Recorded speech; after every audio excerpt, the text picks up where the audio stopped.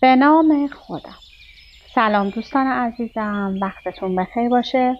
پادکست صدای سکوت امروز رو با رمان زیبا شروع میکنیم. سینوحه پزشک مخصوص فرعون، نوشته میکا والتاری، ترجمه ذبیح الله منصوری. چاپ 37 این کتاب هستش که در اختیار منه و در سال 1380 در تهران چاپ شده. انتشارات زرین و انتشارات نگارستان کتاب مسئول چاپ این کتاب بودند.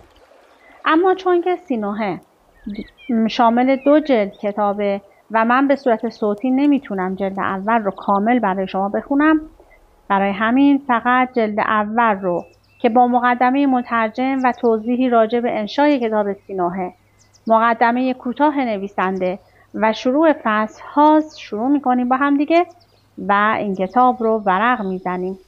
حتما به شما پیشنهاد میکنم 2 جلد کامل این کتاب رو بخونید و از این داستان زیبا لذت ببرید که شما رو به عمق تاریخ میبره. با من همراه باشید که یکی از رمان‌های زیبای مصری رو شروع کنیم. ابتدا مقدمه مترجم و توضیحی راجع به انشای کتاب سینوحه.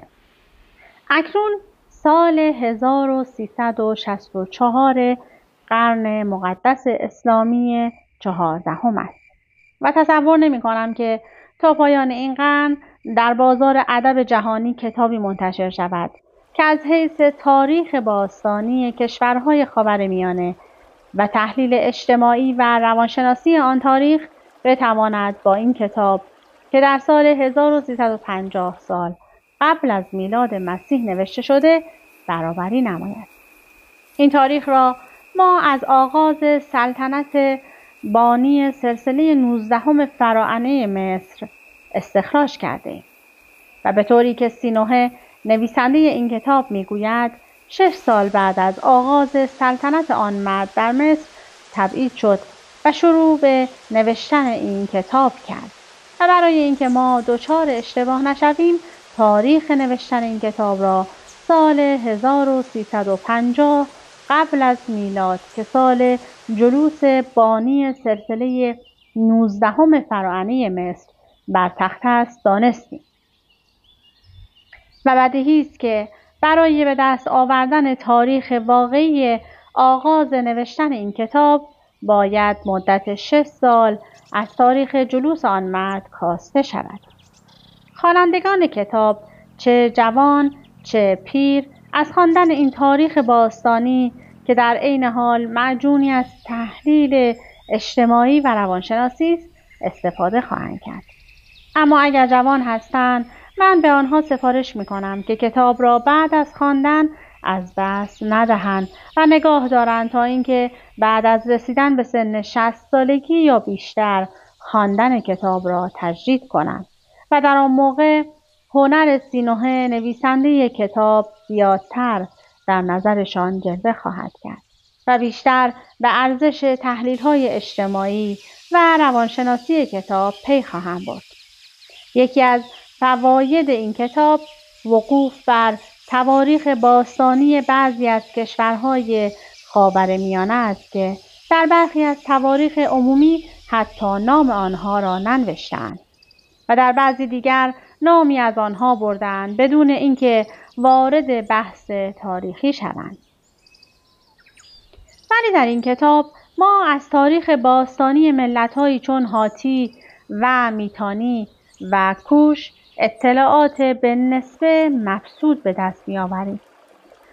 مترجم ضروری می‌داند به خوانندگان بگوید که اسلوب انشای این کتاب به قلم سینوحه اسلوبی است که مطابق سبک انشای آباءالاولین است و در این سبک بعضی از جملات کوتاه را تکرار می‌کنند بدون اینکه حشو ناپسند باشد و دیگر اینکه در ادوار تاریک قرون و الوف قبل از میلاد ملت‌های جاهل خاورمیانه خمر می نوشیدند و نوشیدن خمر از طرف آنها دلیل بر این نیست که مترجم یا ناشر از این مایه ضرر و تباهی جسم و جان نفرت ندارند.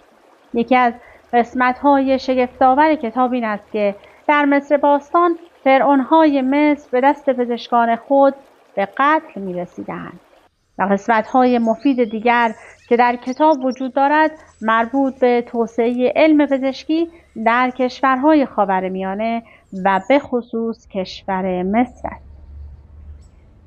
بدون اغراق هیچ فصلی از این کتاب نیست که از لحاظ مشهوم بودن از اطلاعات تاریخی باستانی مفید نباشد و باز بدون اغراق مجموع کتاب یک دائره المعارف تاریخی برای مطالعه تاریخ کشورهای خاورمیانه در قرون و الوف قبل از میلاد است و قسمت‌هایی از مطالب تاریخی کتاب به خاطر سپردنی است. از یک میرزابنویسی چون من پسندیده نیست که وقتی کتابی را ترجمه می‌کند خود در مقام تحسین آن کتاب برآید، ولی بی آنکه مبادرت به اغراق بکنم میگویم که کتاب سینوحه پزشک فرعون که اینک در دست شما می باشد کتابی است که بعد از اینکه خواندید متوجه می شوید ارزش آن را داشته است که مورد مطالعه شما قرار بگیرد. ذبیح الله حکیم الهی دشتی، دارای اسم نویسندگی ذبیح الله منصوری. کلمه چند راجع به ترجمه از خط مصری به یکی از خطوط بین المللی. بعد از اینکه چاپ اول کتاب سینوحه پزشک مخصوص فرعون منتشر شد، چند نفر از خوانندگان کتاب به وسیله نامه به مترجم مراجعه کردند و از او خواستند که بگوید کتاب سینوحه که به خط تصویری مصری نوشته شده بود چه موقع به یکی از خطوط بین المللی ترجمه شد و مترجم آن که بوده است. به طوری که همه می‌دانند خط اصلی مصری خط هیروگلیف یعنی خط تصویری بوده و مصری‌های قدیم اشکال انسان و جانوران و نباتات و جمادات را می‌کشیدند و منظور خود را به وسیله آن اشکال می‌فهمانیدند. آموزگاران مصری که خط تصویری را به دانش آموزان می‌آموختند فقط خطوط را ترسیم می‌نمودند و توجهی به سایه و روشنی اشکال نداشتند و لذا آنچه به دست دانش آموزان کشیده می‌شد رسم بود نه نقاشی.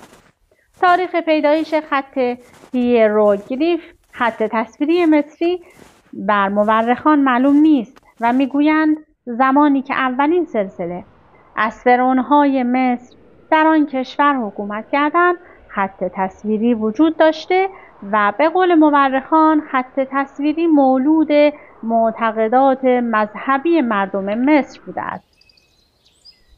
با اینکه مورخان در مورد شمار سلسله فرعون‌های مصر اختلاف دارند، نظریه آنها در مورد 3 دوره بزرگ که در تاریخ فراعنه مصر به وجود آمد مشابه است و آن ادوار را به 3 دوره قدیم، میانه و جدید تقسیم کردند.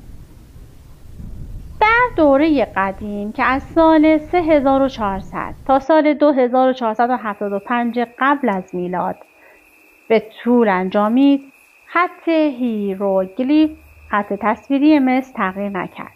ولی در دوره میانه از سال 2475 تا سال 1788 قبل از میلاد و در دوره جدید از سال 1788 تا سال 1090 قبل از میلاد شکل خط تصویری مصر خیلی قرین تحول شد.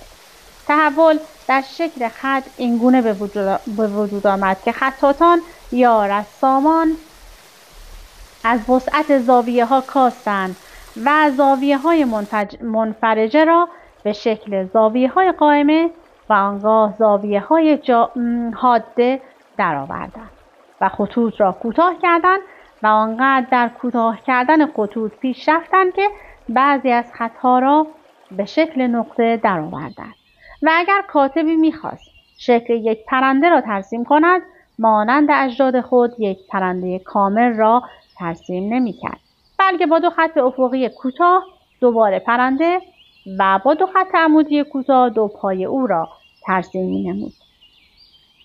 کاتبان مصری آنقدر از زاویه‌ها و قوس‌ها و خطوط اشکال هیروگلیف کاستند تا اینکه خط موسوم به دموتیک به وجود آمد. روزی که سینوحه به طوری که در این کتاب می‌نویسد در ساحل دریای شرقی سکونت کرد و شروع به نوشتن خاطرات خود نمود، خط مصری دیگر خط تصویری قدیم نبود و مصری‌ها با خط دموتیک که تقریباً یک خط الفبایی به شمار می‌آمد کتابت می‌کردند. و سینوحه خاطرات خود را با همان خط نوشت و میکا والتاری تدوین کننده کتاب سینوحه کتاب او را از خط دموتیک به زبان فنلاندی ترجمه کرد و سپس این کتاب به تمام زبانهای وسیع اروپایی ترجمه شد و آنچه راجع به تحول خط تصویری مصر از نظر خوانندگان گذشت از 2 منبع اقتباس شده، یکی دائره المعارف کلومیا و دیگری مقدمه متن فرانسوی کتاب سینوحه پزشک مخصوص فرعون آمده است که این نوشته آقای ذبیح‌الله منصوری به قلم مترجم در این کتاب آوردند. اما مقدمه کوتاه نویسنده. نام من نویسنده این کتاب سینوحه است و من این کتاب را برای مدح خدایان نمی نویسم، زیرا از خدایان خسته شدم. من این کتاب را برای مدح فراعنه نمی نویسم، زیرا از فراعنه هم به تنگ آمدم. من این کتاب را فقط برای خودم می نویسم، بدون اینکه در انتظار پاداش باشم یا اینکه بخواهم نام خود را در جهان باقی بگذارم. آنقدر در زندگی از فرعونها و مردم زجر کشیدم که از همه چیز حتی امیدواری تحصیل نام جاوید سیرم. من این کتاب را فقط برای این می نویسم که خود را راضی کنم و تصور می نمایم که یگانه نویسنده باشم که بدون هیچ منظور مادی و معنوی کتابی می نویسم. هرچه تا امروز نوشته شده یا برای این بوده که به خدایان خوش آمد بگویند یا برای اینکه انسان را راضی کنند. من فرعونها را جزو انسان می دانم، زیرا آنها فرقی با ما ندارند و من این موضوع را از روی ایمان می گویم. من چون پزشک فرعونهای مصر بودم از نزدیک روز و شب با فراعنه حشر داشتم و می‌دانم که آنها از حیث ضعف و ترس و زبونی و احساسات قلبی مثل ما هستند. حتی اگر یک فرعون را 1000 مرتبه بزرگ کنند و او را در شمار خدایان درآورند، باز انسان است و مثل ما میباشد. آنچه تا امروز نوشته شده به دست کاتبینی تحریر گردیده که مطیع امر سلاطین بودند و برای این می نوشتند که حقایق را دگرگون کنند. من تا امروز یک کتاب ندیدم که در آن حقیقت نوشته شده باشد. در کتاب‌ها یا به خدایان تملق گفتن یا به مردم، یعنی به فرعون. در این دنیا تا امروز در هیچ کتاب و نوشته حقیقت وجود نداشته است، ولی تصور می‌کنم که بعد از این هم در کتاب‌ها حقیقت وجود نخواهد داشت. ممکن است که لباس و زبان و رسوم و آداب و معتقدات مردم عوض شود، ولی حماقت آنها عوض نخواهد شد و در تمام اعصار میتوان به وسیله گفته ها و نوشته های دروغ مردم را فریفت. زیرا همانطور که مگس عسل را دوست دارد، مردم هم دروغ و ریا و وعده های پوچ را که هرگز عملی نخواهد شد دوست می‌دارند. آیا نمی‌بینید که مردم چگونه در میدان اطراف نقال ژنده‌فروش را که روی خاک نشسته ولی دم از زر و گوهر می‌زند و به مردم وعده گنج می‌دهد می‌گیرند و به حرف‌های او گوش می‌دهند؟ ولی من که نامم سینوحه میباشد از دروغ در این آخر عمر نفرت دارم و به همین جهت این کتاب را برای خود می نویسم، نه دیگران. من نمیخواهم کسی کتاب مرا بخواند و تمجید کند. نمیخواهم اطفال در مدارس عبارات کتاب مرا روی الواح بنویسند و از روی آن مشق نمایند. من نمیخواهم که خردمندان در موقع صحبت از عبارات کتاب من شاهد بیاورند و بدین وسیله علم و خرد خود را به ثبوت برسانند. هر کس که چیزی می نویسد امیدوار است که دیگران بعد از وی کتابش را بخوانند و تمجیدش کنند و نامش را فراموش ننمایند. به همین جهت ایمان خود را زیر پا می گذارد و همرنگ جماعت می شود و مهملترین و سخیفترین گفته ها را که خود بدان معتقد نیست می نویسد تا اینکه دیگران او را تحسین و تمجید نمایند. ولی من چون نمیخواهم کسی کتاب مرا بخواند همرنگ جماعت نمیشوم و اوهام و خرافات او را تجدید نمی کنم. من عقیده دارم که انسان تغییر نمی کند ولو 100,000 سال از او بگذرد. یک انسان را اگر در رودخانه فرو کنید به محض اینکه لباسهای او خشک شد همان است که بود. یک انسان را اگر گرفتار اندوه نمایید از کرده های گذشته پشیمان می شود. ولی همین که اندوه او از بین رفت به وضع اول بر می گردد و همانطور خودخواه و بی‌رحم می شود. چون شکل و رنگ بعضی از اشیاء و کلمات بعضی از اقوام تغییر می کند و بعضی از اغذیه و البسه امروز متداول می شود که دیروز نبود، مردم تصور می نمایند که امروز غیر از دیروز است. ولی من می دانم چنین نیست و در آینده هم مثل امروز و مانند دیروز کسی حقیقت را دوست نمی دارد. بنابراین نمی خواهم کسی کتاب مرا بخواند و میل دارم که در آینده گمنام بمانم. من این کتاب را برای این می نویسم که می دانم و دانایی من مانند تیزاب قلب انسان را می خورد و اگر انسان دانایی خود را به دیگری نگوید قلب او از بین می رود.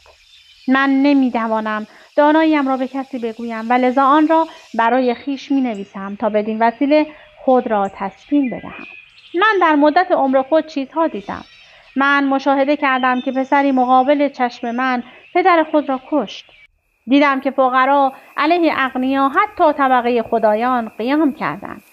دیدم کسانی که در ظروف زرین شراب می آشامیدند کنار رودخانه یا با کف دست آب می نوشیدند. دیدم کسانی که زر خود را با قپان وزن می کردند. زر خود را برای یک دستبند مسی به سیاه‌پوستان فروختند تا اینکه بتوانند برای اطفال همان زن نان خریداری کنند. در گذشته جای من در کاخ فرعون در طرف راست او بود و بزرگانی که صدها غلام داشتند به من تملق می گفتند و برای من هدایا می فرستادند و دارای گردنبند زر بودم. امروز در اینجا که نقطه واقع در ساحل دریای مشرق است زندگی می کنم ولی ثروت من از بین نرفته و همچنان توانگر می باشم و غلامانم دو دست را روی زانو می گذارند و مقابلم سر فرود می آورند. علت این که مرا از مصر و شهر تبس تبعید کردند و به اینجا فرستادن این است که من که در زندگی همه چیز داشتم میخواستم چیزی به دست بیاورم که لازمه به دست آوردن آن این است که انسان همه چیز را از دست بدهد. من میخواستم که حقیقت حکم فرما باشد و ریا و دروغ و ظاهرسازی از بین برود و نمیدانستم که حکم فرمایی حقیقت در زندگی انسان امری محال است و هر کس که راستگو باشد و با راستگویی زندگی کند باید همه چیز را از دست بدهد و من باید خیلی خوشبخت باشم که هنوز ثروت خویش را حفظ کردم.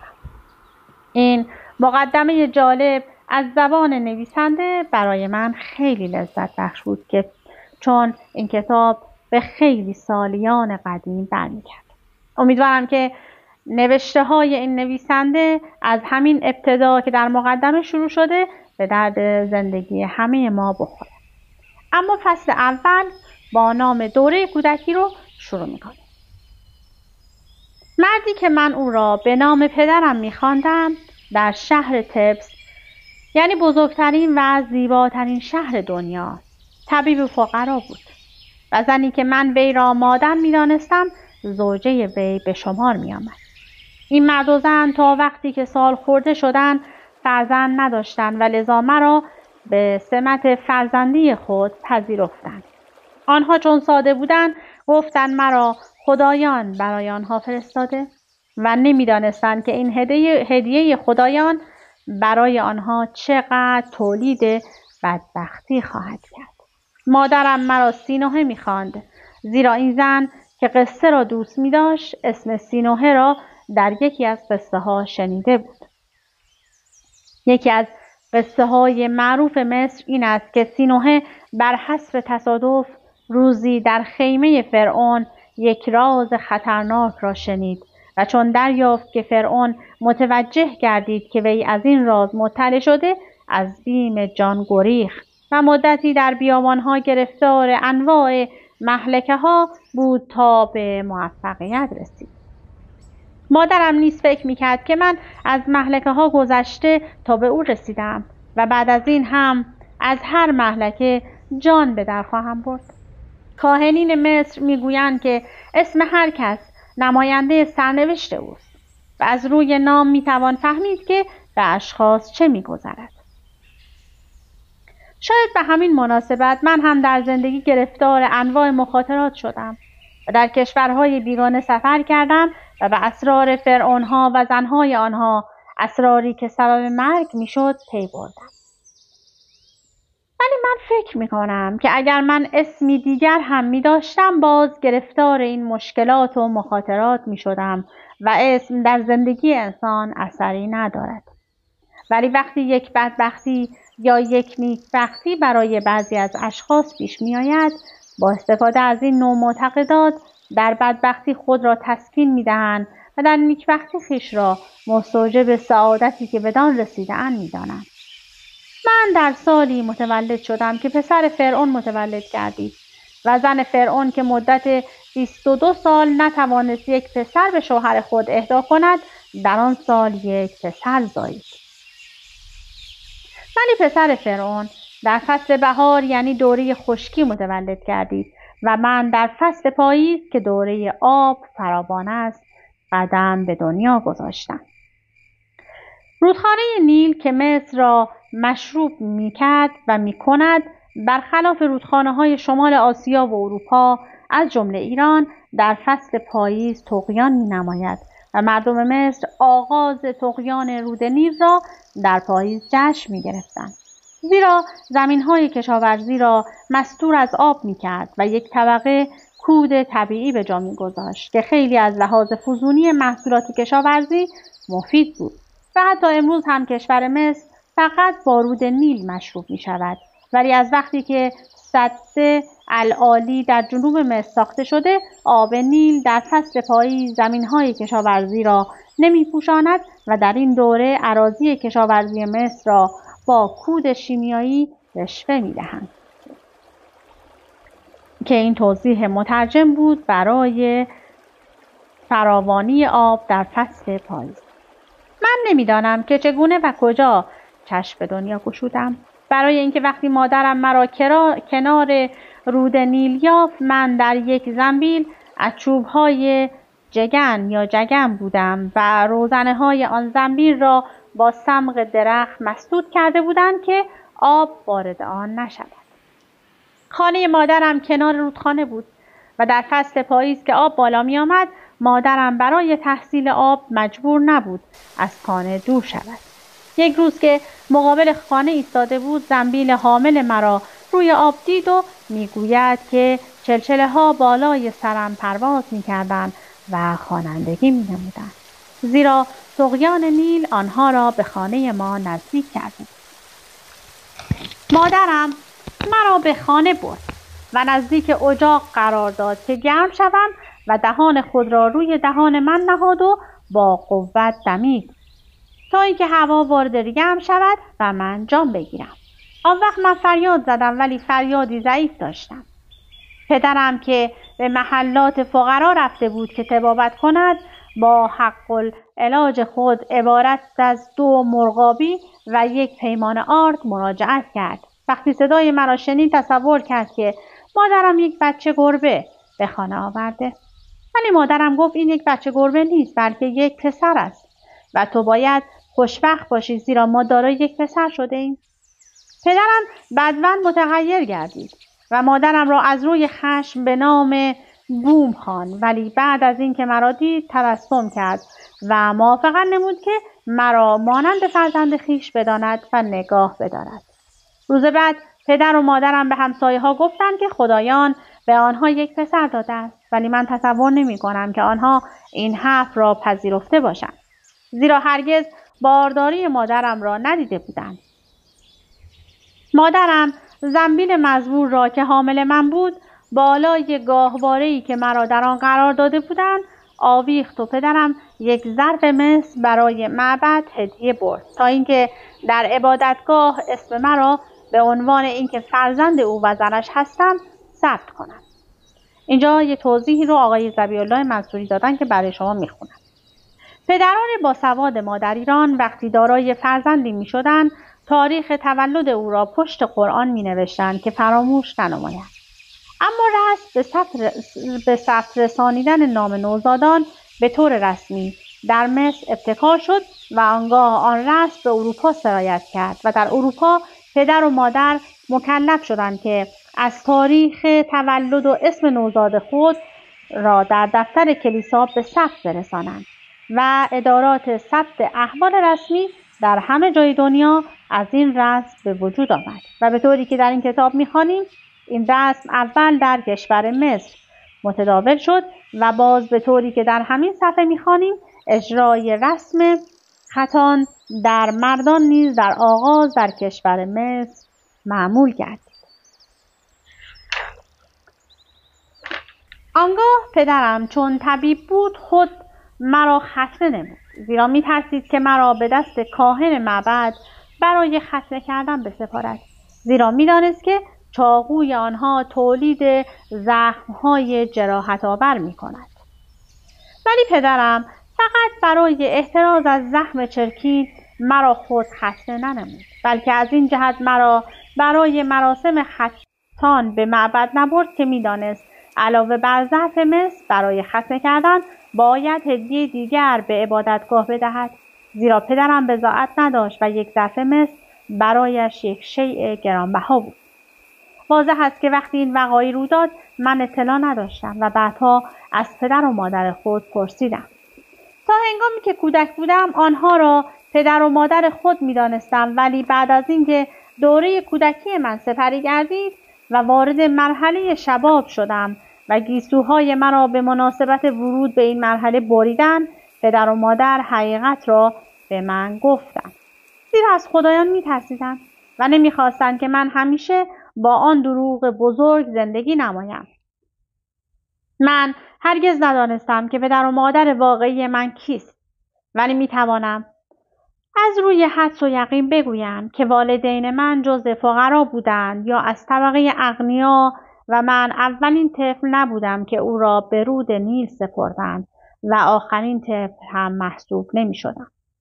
در آن موقع طبس واقع در مصر یکی از شهرهای درجه اول یا بزرگترین شهر جهان شده بود و در آن شهر کاخهای بسیار از ثروتمندان به وجود آمد. آوازه طبس سبب شد که عده‌ای کثیر از خارجیان از کشورهای دیگر آمدند و در طبس سکونت کردند و اکثرا فقیر بودند و می آمدند که در آن شهر تحصیل ثروت نمایند. در کنار کاخهای اغنیا و معبدهای بزرگ در دو طرف رود نیل تا چشم کار میکرد کلبه فقرا به وجود آمده بود و در آن کلبه ها یا فقرای مصری زندگی میکردند یا فقرای بیگانه. بسیار اتفاق میافتاد که زنهای فقیر وقتی طفلی میزاییدند آن را در زنبیلی مینهادند و به دست رود نیل میسپردند تا اینکه به طرف دریا ببرد و نیز اتفاق میافتاد که زنهای توانگران اطفال نامشروع خود را در زنبیل می‌نهادند و به رود نیل می‌سپردند. ولی چون یک مصری کودک خود را بعد از تولد ختنه می‌کند و من ختنه نشده بودم، فکر می‌کنم که والدین من خارجی بودند. وقتی از دوره کودکی گذشتم و وارد دوره شباب یعنی اولین دوره جوانی شدم گیسوی مرا بریدند و مادرم موهای بریده و اولین کفش کودکی مرا در جعبه چوبی نهاد. زنبیلی را که من در آن از روی رود نیل گذشته بودم به من نشان داد. من دیدم که چوب‌های زنبیل مذکور زرد شده و بعضی از آنها شکسته و برخی از چوب‌ها را به وسیله ریسمان به هم متصل کردند. و مادرم گفت وقتی من زنبیل را یافتم دارای این ریسمان‌ها بود.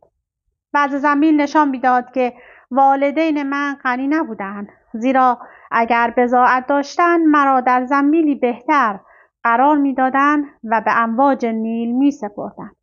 امروز که پیر شده‌ام دوره کودکی من با درخشندگی مقابل دیدگانم نمایان می‌شود و از این حیث بین یک غنی و فقیر فرقی وجود ندارد و یک پیرمرد فقیر هم مثل یک توانگر سالخورده دوره کودکی خود را درخشنده می‌بیند، زیرا در نظر همه اینطور مکشوف می‌شود که دوره کودکی بهتر از امروز است.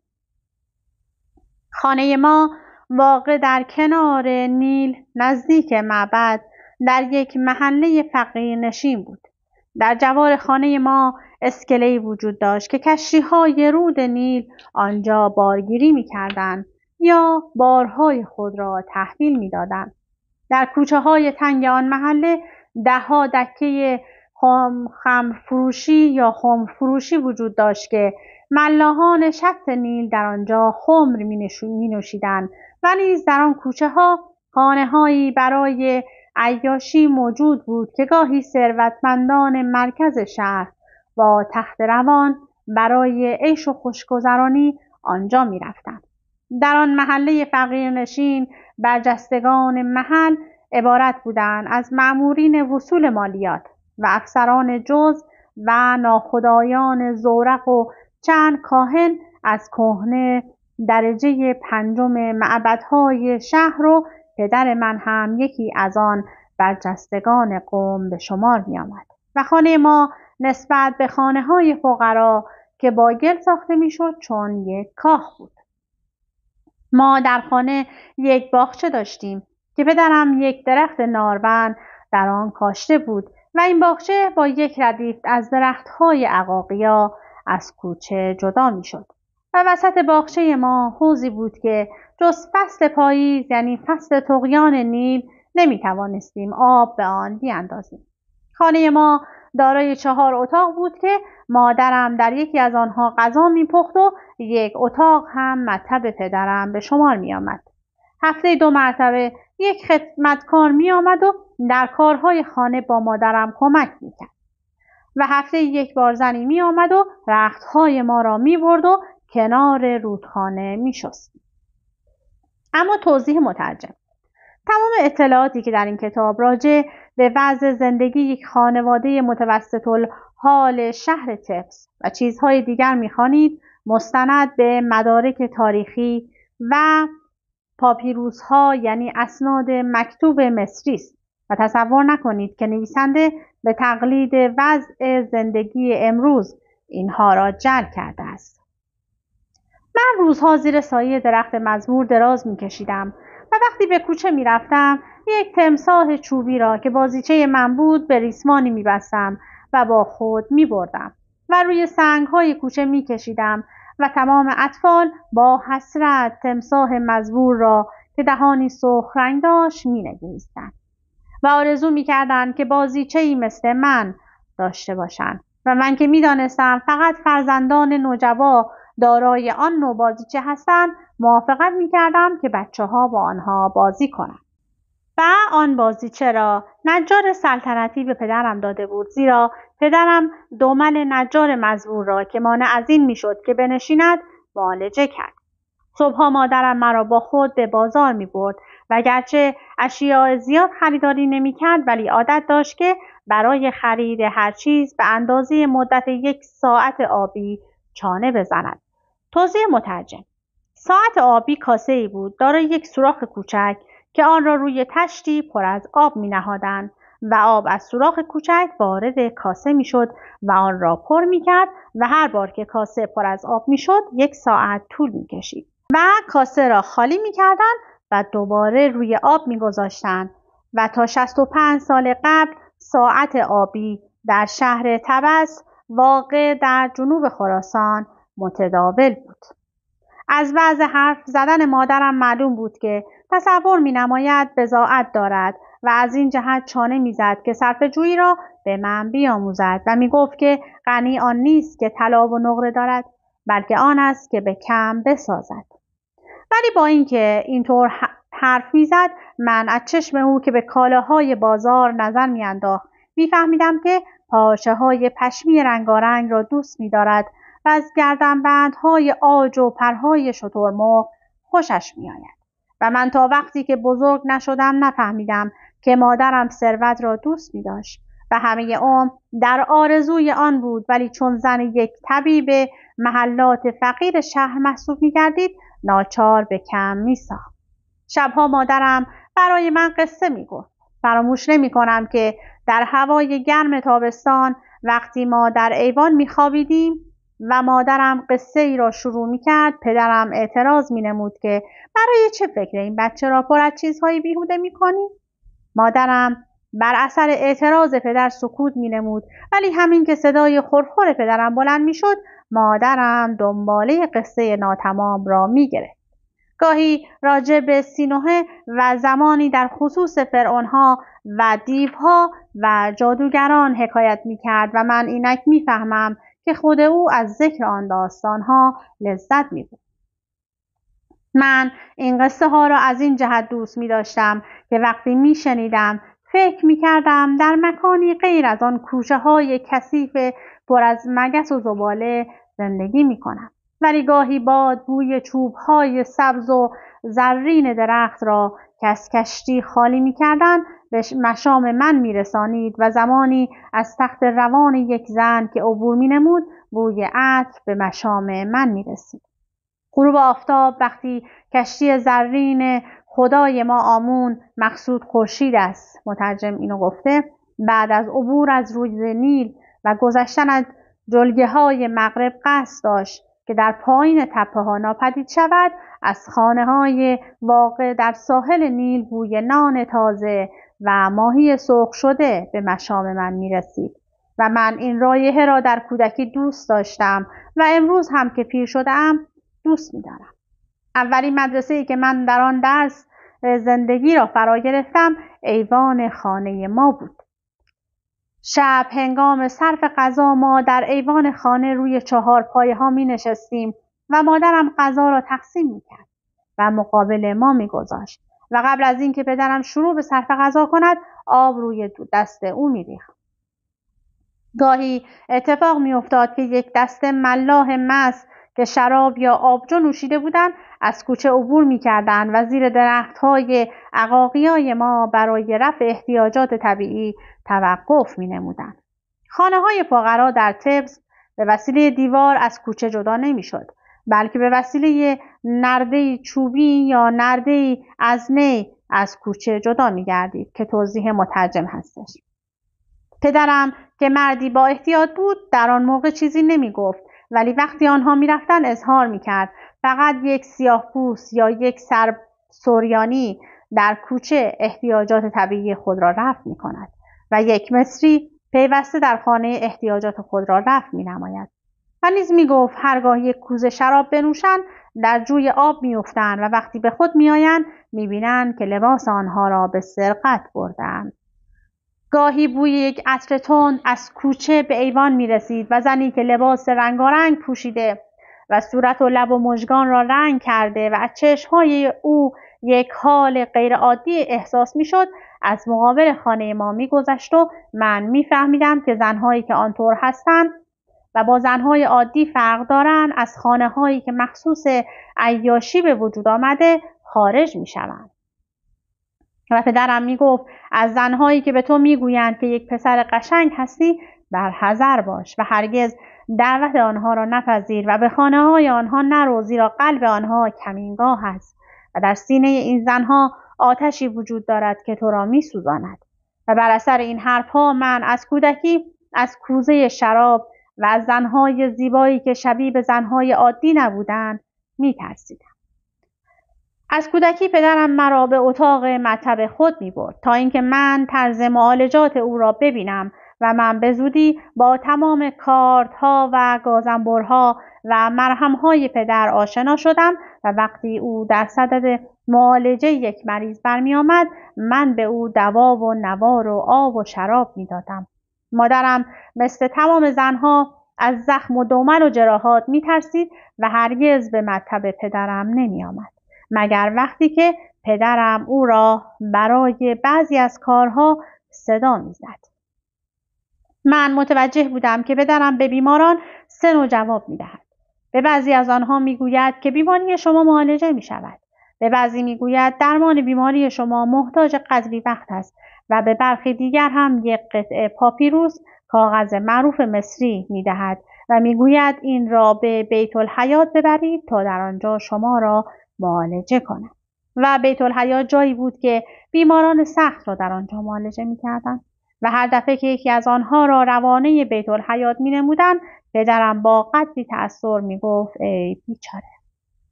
خب من حتی نتونستم فصل اول رو تمام کنم ولی بسیار از خواندن این کتاب لذت بردم. امیدوارم که شما هم خوشتون اومده باشه و حتی اگر قبلا این کتاب رو خوندید دوباره بگیرید و یک بار دیگه بخونید. از اینکه با من همراه بودید سپاسگزارم. تا وایس بعدی خدا نگهدارتون.